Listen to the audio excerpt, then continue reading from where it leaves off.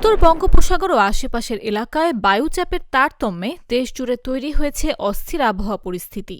সাগর এখন উত্তাল, ঢেউ আছড়ে পড়ছে উপকূলে, আর আকাশ জুড়ে থেমে থেমে নেমে আসছে গুড়ি গুড়ি বৃষ্টি।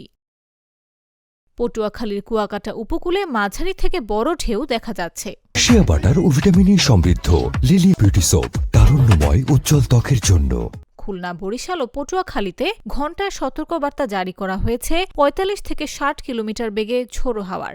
সেই সাথে গাছপালা উপড়ে পড়া, নৌযান চলাচলে বিঘ্ন এবং নিম্নাঞ্চলে জলাবদ্ধতার ঝুঁকি বাড়তে পারে বলে আশঙ্কা করা হচ্ছে। চট্টগ্রাম, কক্সবাজার, মোংলা ও পায়রা সমুদ্র বন্দরকে ৩ নম্বর সতর্ক সংকেত দেখাতে বলা হয়েছে। ১ নম্বর সতর্কতা চলছে নদী বন্দরগুলোতে।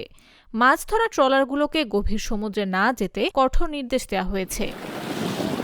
কক্সবাজারে একদিকে উত্তাল সাগর, অন্যদিকে সৈকতে পর্যটকদের ভিড়। কালবৈশাখীর সতর্কতায় লাইফগার্ডরা পর্যটকদের সমুদ্রে নামা বন্ধে বাঁশি বাজাচ্ছেন। ঠিক এমনই পরিস্থিতিতে দেখা গেল এক ভিন্ন দৃশ্য। বৃষ্টির মাঝে লাবণী পয়েন্টে প্রতিকূল আবহাওয়া উপেক্ষা করে সৈকতের বালিয়াড়িতে সারিবদ্ধভাবে দাঁড়িয়ে জোহরের নামাজ আদায় করেন একদল পর্যটক।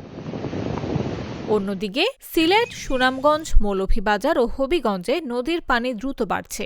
সুরমা, কুশিয়ারা, মনু ও খোয়াই নদী বিপদসীমার কাছাকাছি। ২৪ ঘণ্টার মধ্যে বন্যা পরিস্থিতি তৈরি হতে পারে বলে সতর্ক করা হয়েছে।